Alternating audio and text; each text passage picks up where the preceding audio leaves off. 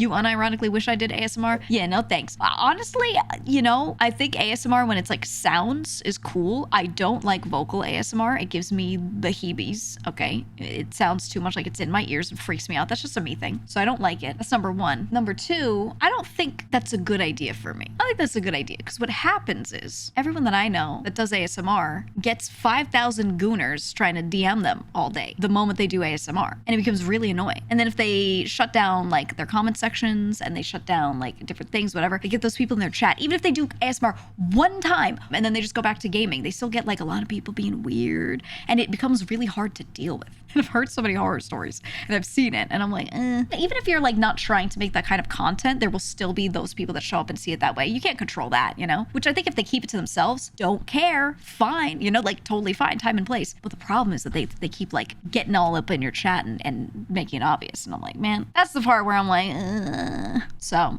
that's why I'm not a big fan of it, because it's like you start a little infestation that you can't get rid of. You know what I mean? Those types of folks, a lot of them are not capable of the good time and place kind of thing. You know what I'm saying? It's better to not give them an in. Yeah, and it sucks because you wish you could do things like that occasionally and then like there would be no long-term effect, but it's annoying when there are. And then you're stuck, then the only option is, well, then you just don't do it if you don't want to deal with that, which stinks too. So you used to watch one streamer who was nice and had a small community of like a dozen, but when they did ASMR, it went over to like 1K. I was happy they got more popular, but damn. It's really popular. It's really popular. I think genuinely if you're like, I just want to grow, like brother, do ASMR. But just know who you're going to get in your chat. And you are also going to get plenty of normal people in your chat who are like, I love ASMR. Yay, right? You're going to get normal people. But yeah, monkey paw curls, exactly. And you're also going to deal with that. It's also like, it's usually disguised behind like creepy uncle coded comments, right? It's usually not that many people showing up and being like, I'm typing with one hand right now. You get those too, but like those are easily spotted. And if you want to prune them, they're easy to ban those people, right? Instead, you get like the creepy uncle comments. They come in there like, your voice is so nice. Regular smile emoji, okay, colon and the parentheses. And then after that, they're like, you sound so sweet, smile. Like they say stuff like that. You know what I mean? And they just like, it gets worse and worse. And I just see so much like creepy uncle shit. And I'm like, I don't know. You remind me of my daughter. I wish I could find a girl like you. Yeah, an ASMR chest. Oh, man. It's a controversial take, but I think spoken ASMR just needs to be labeled as adult 18+ content. Too many weirdos and too many content creators to skirt the edge. Yeah, I don't know. I mean, it's very clear that a lot of people doing that kind of content are doing it for that kind of reason. At the same time, there are a lot of streamers that don't quite get that that's what a lot of the people in the chat are there for, because those comments are kind of disguised. And a lot of them are just like, hey, these people are really happy to watch my content. And they're just, you know, yeah, exactly. Like Bearable just said, you shouldn't let perverts ruin nice things, right? Like a lot of the time the creator isn't really trying to do that. And I don't think you can blame, like, if they have audience members that are doing that, it's not always their fault. It depends on the very specific things they're doing. There's some stuff that they might do where you're like, okay, this is clearly it. There are other things where it's just a person reading a book. There's no way they don't know. You'd be surprised. I think there's a good number of them that do know, absolutely. But there are also people, like someone said, they're really cool like RP scripts that people do. There are people who do book reading and they do it as ASMR because it's supposed to be calming. It's a thing to fall asleep to, etc. There's a lot of that content and always has been, and there will always be a mixed bag. I'd say like a good chunk of those audiences are actually there for that content. They want that. They want bedtime stories. They want something to listen to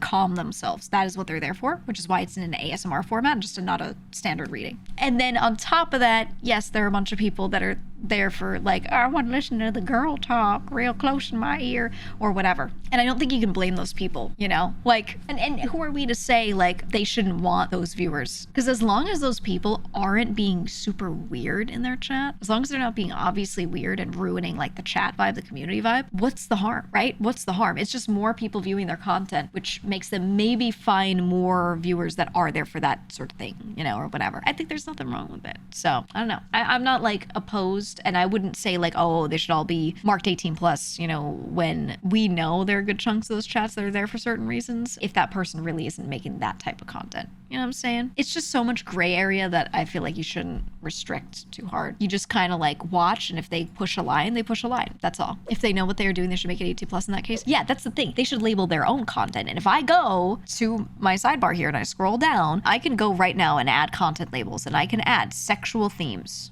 And it's content that focuses on sexualized physical attributes and activities or sexual topics or experiences. You can label your content as that to show that it has that flavor to it. It's basically their equivalent of a mature content rating. So yeah, if it's a case of like, oh, they know what they're doing, they can just opt to click that button. You know, I think it's because that button exists, it's on the streamer, it's not on the platform to be like, oh, all ASMR has to be 18 plus. You know what I'm saying? The problem is they just don't have enough people sitting there moderating that. So of course, a lot of that stuff gets through the cracks.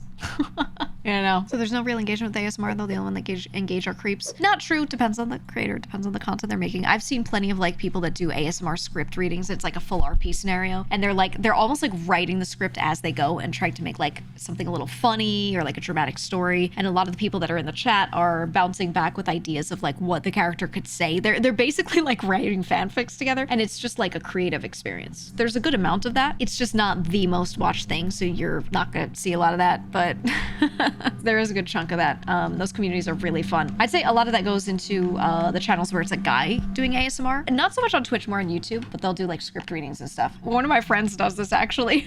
It's not always ASMR, but he lets his viewers, he'll do like members only streams, and he'll let his viewers submit scripts for him that are like short, and then he'll read them and like he voice acts, so he'll fully voice act them. And some of them are so funny. They're so cringe. Some of them are so serious, and he just goes and reads through them, and they're great streams. And some of them they'll be like, can you do this one like ASMR, and he'll do it like that. And it's just fine. He just does vocal stuff. And I think that kind of content is fine because, you know, the chat is like super engaged. And honestly, a lot of it is like purposefully cringe. Like they're trying to write him scripts that are embarrassing to read. And they're like, read this one, streamer. But he has no chill. He has no shame. So he'll do it every time. And, you know, it's just really, really, really funny content. There's a lot of stuff like that in that kind of genre that exists. What about the boyfriend calls you but dies in a car accident ASMR? Wasn't there one where he's like, something beats you with a frying pan ASMR? There are a lot of like crazy scripts. Actually, a lot of really popular ASMR channels. It's mostly the guys. I don't know what's up with the women viewer base that watch guys that do ASMR, but they are so entertained by sending them with the like sending them the funny ASMR scripts. There's a lot of that. Oh, your boyfriend dies in a meteor strike? Yeah. Yeah, he posted this last year. ASMR boyfriend calls you cute but dies from a meteor. 22-second video. 426,000 views. This is what I'm talking about, man. There is ASMR content that is incredible, and it's like that. Someone just posted one and GEEGA out in the Discord. It's titled, "Boyfriend takes you out to eat, but his ops slide on him."